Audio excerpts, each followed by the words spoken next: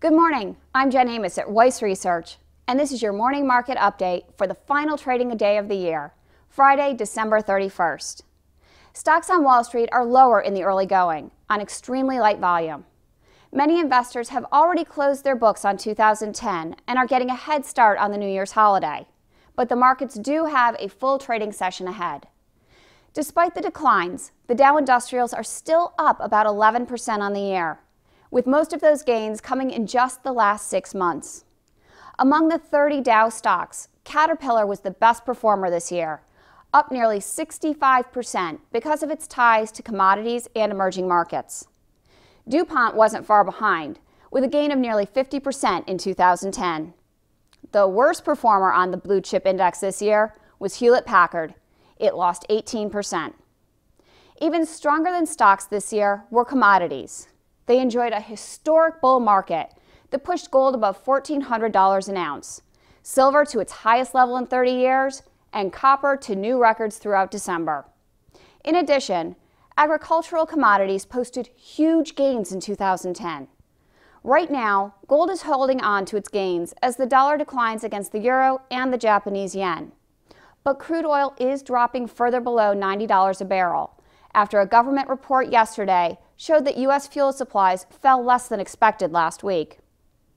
Among the stocks in focus today will be Anadarko Petroleum. It's rising about 1% in early trading, adding to yesterday's nearly 7% gain, on speculation that it may be a takeover target.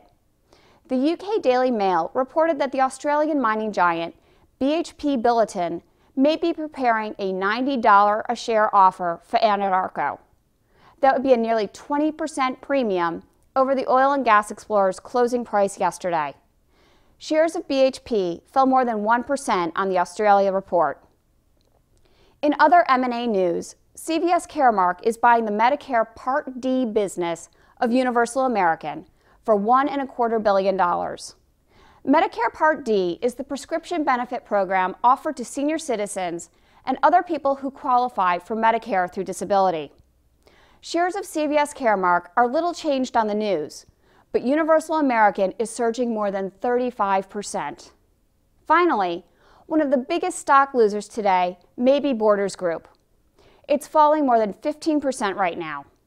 The country's second largest bookseller delayed payments to some of its vendors as it tries to preserve cash to refinance its debt.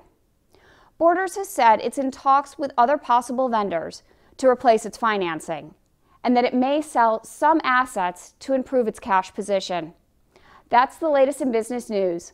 We will be closed on Monday, but Andy and I will be back to give you your morning market alert on Tuesday.